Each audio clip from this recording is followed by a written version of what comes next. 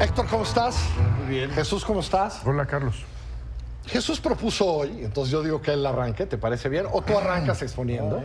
Hablar Se haga cargo. Hablar de tus últimas dos columnas en Milenio, que has hablado un poco de esto que ha sucedido en esta elección, que no había sucedido, que son pues estas entrevistas que se han hecho en Televisa, en Milenio, de 6 con un candidato, que también pasó un poco en los debates, decías, ¿no? Y que caracteriza un poco la cobertura periodística, digamos, de los candidatos. Y Jesús decía, ¿por qué no hablamos de las columnas de Héctor, que es una buena discusión, más allá de que esta es una de las casas que ha hecho este ejercicio ya con 3 candidatos? Yo creo que Héctor hace un llamado a la reflexión que es muy pertinente, que hace falta, que es lo que debemos hacer en estos espacios, qué es lo que se debe hacer desde la crítica, desde el periodismo, para aportar luces al debate nacional. Y creo que lo que nos dice es que no estamos haciendo bien el trabajo. Y que quizá si antes teníamos como referencia exclusiva la relación frente al poder, pues ahora también hay una tentación que es un nuevo tipo de poder, que es una presión muy dispersa, muy anárquica, pero que también puede hacerse presente en nuestras discusiones de mala manera. Y es pensar que de lo que se trata es de escenificar un torneo en contra del candidato, en contra del político. Y creo que lo que dice Héctor tiene razón, no hay un gran aporte para la deliberación nacional cuando pensamos nuestra función en esos términos, ¿no?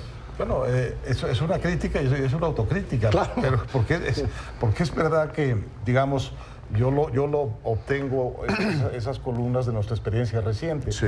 Pero ese vicio está antes. Yo creo que es un asunto mucho más generalizado en nuestro periodismo, y no solo en el nuestro, de que el periodista tiene que ser de alguna manera el que pone en aprietos, el que es visiblemente un crítico del poder que representa su entrevistado, el hombre independiente, que muchas veces confunde la independencia pues, con la grosería, con no dejar hablar al que está entrevistando, con la impertinencia, con los gritos.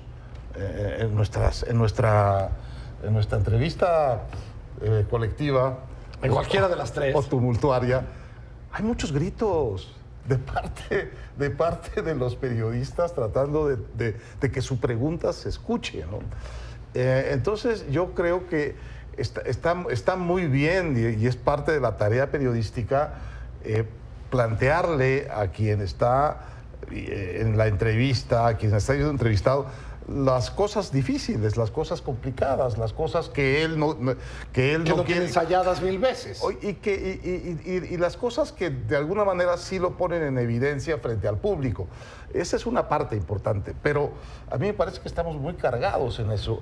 Y en particular ahora en estas encuestas, en estas entrevistas con candidatos, creo que hemos estado muy fallos en que nos expliquen qué es lo que quieren hacer, y en ese sentido hacerle el servicio bien al auditorio, de manera que entienda, que nosotros llevar la cosa de manera que se entienda qué es lo que este candidato, que puede ser presidente de México, quiere hacer, en lugar de interrumpirlo y mostrarle al público, mira qué independiente soy respecto de este señor, al que en el fondo no le creemos nada, ¿no? En el fondo, no le creemos nada. Sí, es un fenómeno, como dices, que va más allá de México. Sí, alguien decía en relación al periodismo norteamericano que antes la costumbre del periodista era cenar con el político y que ahora de lo que se trata es de cenarse al político. Eso no me lo sabía, es muy bueno. ¿Qué es esta idea de escenificar un pleito, a ver quién le gana, ¿no? Que es un poco la reacción que se percibe, o se lo echaron o los derrotó, los puso en ridículo, o ustedes lo hicieron. No tiene que ver con lo de esta polarización que también las redes sociales alimentan todo el tiempo y eso, ¿no? Lo tundieron. Lo tundieron. Como elogio. Sí. O lo dejaron ir. Sí. Y luego tienes esto de las redes sociales que es muy esquizofrénico y nos hace ser un poco esquizofrénicos a nosotros también. Porque de la misma entrevista, de las 3 que hemos hecho, hemos tenido críticos diciéndonos, se pusieron de tapete. Y críticos diciendo, oye, pues es una carnicería. Grosería. En las 3 nos ha pasado exactamente igual a todos. Entonces eso revela que estamos, digamos, como reaccionando a una presión esquizofrénica en donde si no te pones visiblemente muy duro con el entrevistado, estás de tapete, ¿no? Y si te pones muy duro, estás tundiéndolo porque otro candidato lo estás te obligó, tundiendo, ¿no? Pero la misma cosa la ven muy distinto y la expresan muy distinto en las redes los partidarios del candidato o sus antagonistas. Los partidarios ven puras carnicerías, los antagonistas ven que todo fue servicio para el candidato. Y la verdad, yo sí creo que esta es una cosa muy esquizofrénica que está en las redes y que nosotros no podemos no resentir y que tenemos, a la que reaccionamos, y hay que hacerlo visible, porque la verdad es que sí estamos pensando en eso. Reaccionamos poniéndonos más duritos y más gallitos, tratando de satisfacer más esas ganas de sangre de las redes sociales, salvo que esas ganas de sangre de las redes son muy partidistas. Y son absolutamente partidistas y quieren lo que quieren. Son todo muy en blanco y negro, ¿no? Sí, y quieren lo que quieren. Es parte de una primera elección con unas redes sociales tan activas también y tendremos que aprender mucho y por eso me gusta que lo hablemos aquí, me gusta lo que has escrito, porque creo que vamos a tener que aprender mucho cómo hacer esto en otras elecciones, ¿no? También hay una parte de novedad en todo esto para todos, Hay ¿no? que pensarle, ¿no? Hay que pensar más en el público y menos en cómo queda uno mismo. Y creo que hay que pensar, lo decías tú, me parece que en el primer artículo, en lo que resulta relevante para el elector, la información que puede ser valiosa para orientar su juicio. Y ahí yo creo que lo que falta es a lo mejor un asunto muy complicado, a pesar de que parece muy simple, que es encontrar un tono, ¿no?